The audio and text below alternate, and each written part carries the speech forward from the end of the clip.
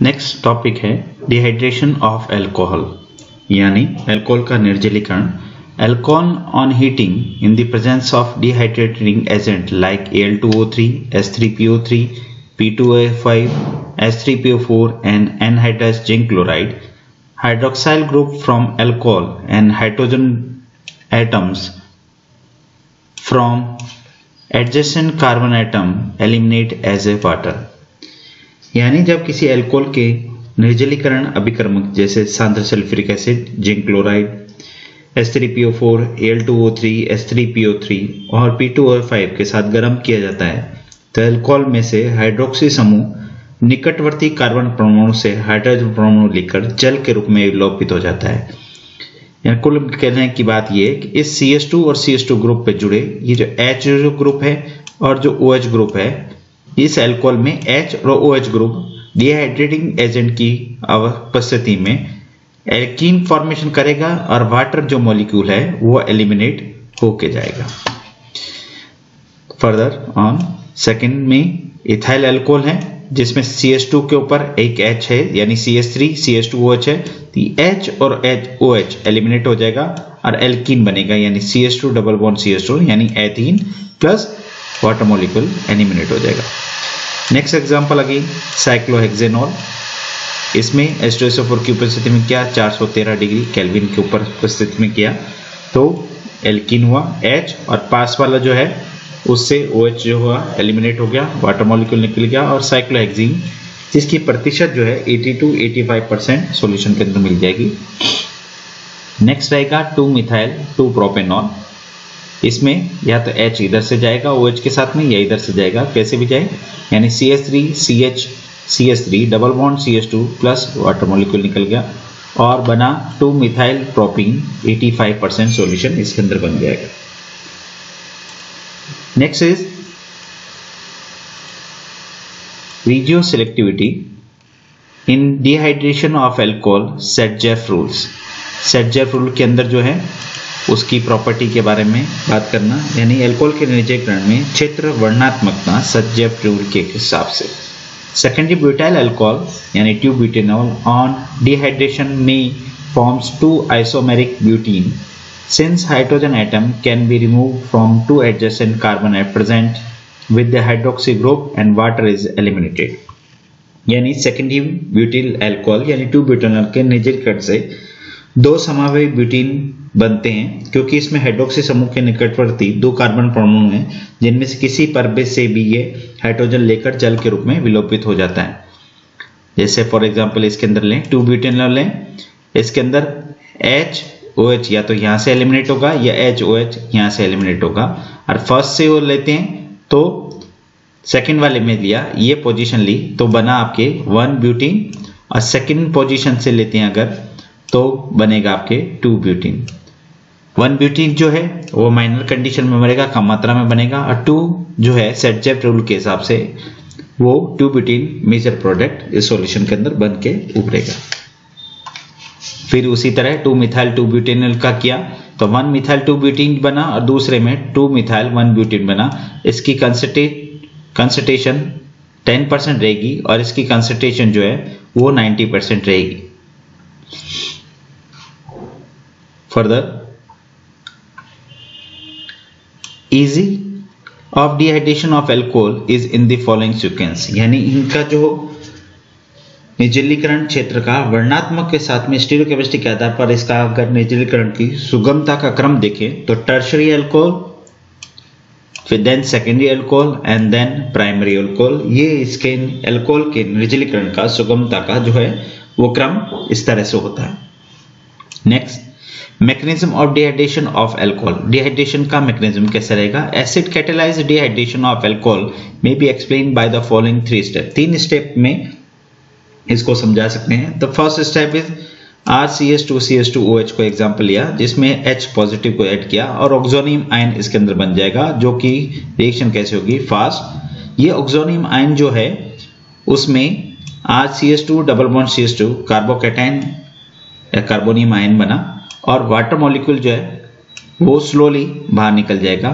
फिर RCH2CH2 positive जो है उसमें से हाइड्रोजन जो है वो फास्ट निकल जाएगा और एल्कीन फॉर्मेशन इसके अंदर हो जाएगा। This is the mechanism of dehydration of alcohol. In step first, alcohol reacts with the proton of acid and forms a positively charge oxonium ion, यानी पहले में ऑक्सोनियम आयन बनता है।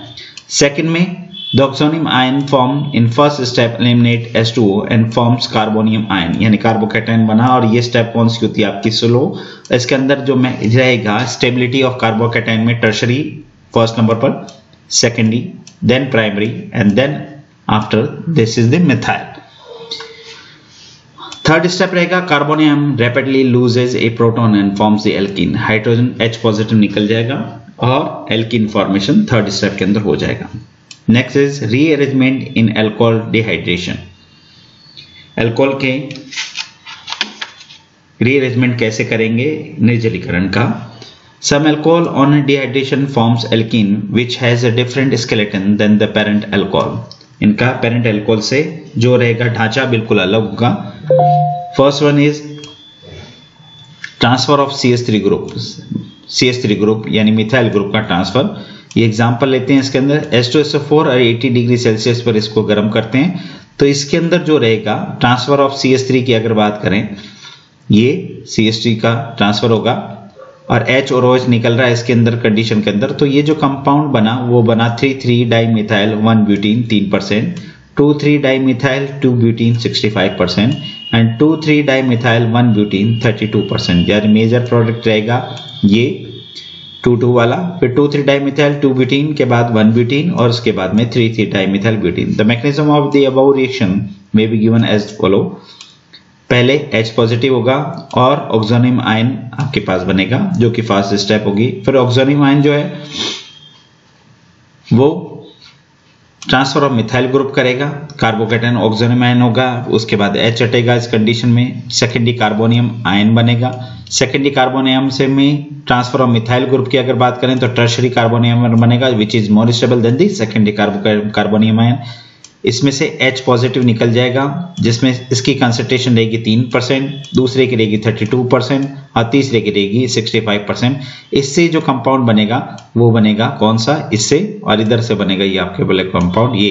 तो इन दोनों से ये और ये कंपाउंड दोनों बनेंगे 32 और 65 और सेकेंडरी कार्बोनियम कंटेंट से लीस्ट स्टेबल कंपाउंड बनेगा जिसकी कंसंट्रेशन रहेगी 3%। यानी टर्शरी से दो बनेंगे 32 और 65% के और सेकेंडरी कार्बोनियम से एक ही सोल कंपाउंड बनेगा वो उसकी कंसंट्रेशन होगी 3%। हाइड्राइड शिफ्ट में carbonium ion form by dehydration of alcohol rearrange by the shifting up of a hydrogen atom is known as hydride shift. The shift takes place in that direction which forms stable carbonium ion. This can be explained by dehydration of 1-butanol. यानी hydride shift की अगर बात करें तो बहुत से alcohol को निर्जलीकरण में प्राप्त कार्बोनियम आयन का पुनर्विन्यास हाइड्रोजन परमाणु के स्थानांतरण से होता है जिसे हाइड्राइड आयन कहते हैं।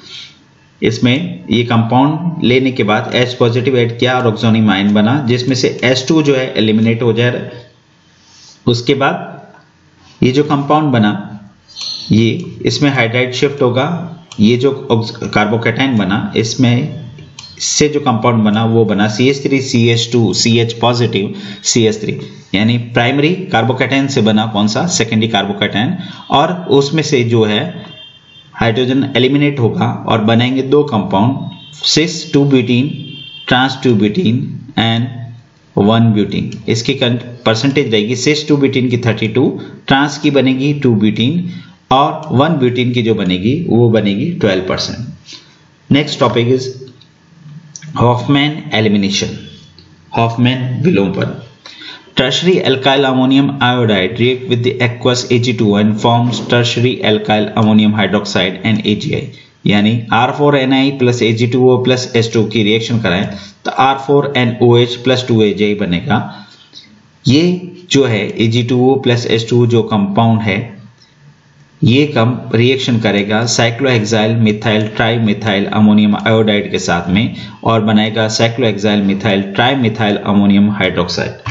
यानी एक चतुष्क अमोनियम आयोडाइड को जलीय सिल्वर ऑक्साइड से अभिक्रिया करने पर अमोनियम लवण का आयोडाइड आयन हाइड्रोक्साइड आयन के साथ प्रतिस्थापित हो जाता है और चतुष्क अमोनियम हाइड्रोक्साइड का निर्माण करता है। यह चतुष्क अमोनियम हाइड्रोक्साइड को गर्म करने पर on heating of tertiary alkyl ammonium hydroxide forms alkene and amines via beta elimination, यानी इनमें बीटा विलोपन के द्वारा एल्कीन और एमीन बनते हैं और ये हॉफमैन विलोपन अभिक्रिया कहलाती है। इस अभिक्रिया में देखें जिसमें H जो है CH3 वाला जो है ये कहाँ जा रहा है आपके इसमें अटैक करेगा और ये जो है बॉन्ड बनेगा इस तरफ, यानी एल्कीन फॉर्मेशन हो रहा है और एमीन फॉर्मेशन हो रहा है। ये एमीन फॉर्मेशन, ये alkene formation. This is known as Hofmann elimination या हॉफमैन विलोपन अभिक्रिया। Next topic is physical properties of alkene. इसमें 2 से 4 जो कार्बन वाले एल्कीन होते हैं वो गैसीय अवस्था में होते हैं, 5 से 15 वाले कार्बन परमाणु द्रव अवस्था में होते हैं और ऊपर वाले ठोस होते हैं। सेकेंड स्टेप, ये जल में विलय होते हैं परंतु कार्बनिक विलायक जैसे बेंजीन व कार्बन टेट्राक्लोराइड यानी CCl4 में सॉल्युबल होते हैं। थर्ड वन इज कार्बन परमाणु की संख्या बढ़ने पर इनका गलना तोताकोतना बढ़ जाता है। And the last one is समपक्ष या विपक्ष समावेशी एल्कीन में समपक्ष एल्कीन ध्रुवीय और विपक्ष वाले जो होते हैं वह ध्रुवीय कहलाते हैं, जिनको समझा सकते हैं। सिस 2 ब्यूटीन है और ट्रांस ब्यूटीन का एग्जांपल बॉइलिंग पॉइंट जो है 277, इसका 274, मेल्टिंग पॉइंट 133 एंड इसका रहेगा 167, डायपोल मोमेंट का मान 0.3 और इसका रहेगा आपके 0। रिलेटिव स्टेबिलिटी ऑफ एल्कीन, यानी एल्कीन का अपेक्षिक स्थायित्व की अगर बात करें तो 1 ब्यूटीन का एग्जांपल लिया प्लस H2 किया और ब्यूटीन बनाया, इसके डेल्टा H की वैल्यू आई -30। सिस 2 ब्यूटीन प्लस H2 का एडिशन किया, ब्यूटीन जो बना इसकी एनर्जी जो आती है डेल्टा H की वैल्यू -28.6 और trans 2 butene plus H2 addition किया और जो ब्यूटीन बना इसकी डेल्टा H की वैल्यू आई 27.6, यानी तीनों में सिंपल में देखें 1 ब्यूटीन की 30 के आसपास, सिस की देखें 28 के आसपास और ट्रांस की अगर देखेंगे तो 27 के आसपास इसकी वैल्यू आती है। सो प्रत्येक अभिक्रिया में जो उत्पाद बना वो अभिकर्मक H2 भी समान है परंतु प्रत्येक अभिक्रिया के हाइड्रोजनीकरण की ऊष्मा यानी डेल्टा H की वैल्यू अलग अलग है। अतः हाइड्रोजनीकरण की ऊष्मा का मान अभिक्रिया में प्रयुक्त एल्केन के स्थायित्व से संबंधित है। जिस एल्केन का हाइड्रोजनीकरण ऊष्मा अधिक होती है उसकी स्थितिज ऊर्जा भी अधिक होती है। चूंकि स्थितिज ऊर्जा का स्थायित्व के व्युत्क्रमानुपाती होते हैं अतः एल्केन की स्थितिज ऊर्जा तथा हाइड्रोजनीकरण की मान अधिक होने पर उनका स्थायित्व भी कम होता जाता है, जिसको कि इसके द्वारा समझा सके।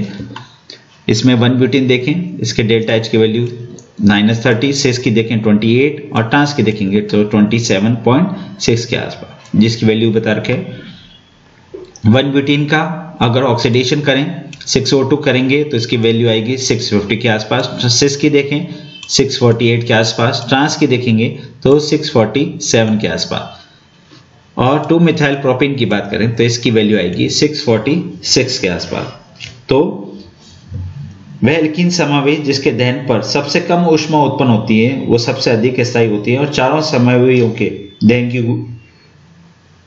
ऊष्मा का जो मान है वो लिख रखा है। उसमें निम्नलिखित अभिक्रियाओं के द्वारा अगर देखें तो दहन की ऊष्मा के आधार पर विभिन्न एल्कीन समावेशियों के स्थायित्व का जो क्रम है उनको इस प्रकार बता रखा है। 2 मिथाइल प्रोपीन पहले, फिर ट्रांस 2 ब्यूटीन, फिर सिस 2 ब्यूटीन और लास्ट में आ जाएगा आपके 1 ब्यूटीन के आसपास। Thank you very much.